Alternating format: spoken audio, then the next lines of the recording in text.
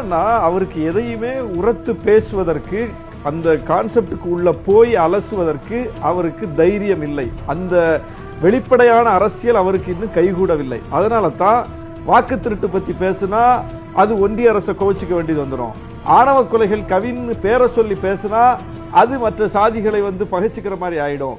இப்படி ஒவ்வொன்றுக்குள்ளே கணக்கு போட்டு அது தீர்மானம் நிறைவேற்றின மாதிரி இருக்கணும், அதை மாநாட்டில் பேசாத மாதிரி இருக்கணும், பொதுப்படையா பேசுற மாதிரி இருக்கணும், அதனால யாரும் கோச்சிக்கவும் கூடாது. இப்படின்னு கழுவுற நீர்ல நழுவுற மீன் சொல்லுவாங்கல்ல, அது போல அவர் ஒரு பட்டும் படாத ஒரு மேலோட்டமான அரசியலை நேற்று முன்னெடுத்திருக்கிறார்.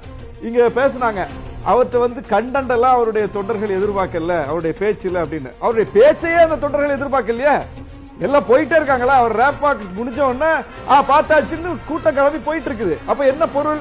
அந்த பேச்சை கேட்கறதுக்கோ அங்க பேசப்படுகிற அரசியல் குறித்தோ அதையெல்லாம் எதிர்பார்த்து அங்க யாரும் வரல. அவரை பார்க்கணும். அவர் திரையில போய் அவருடைய படத்தை பார்ப்பாங்க.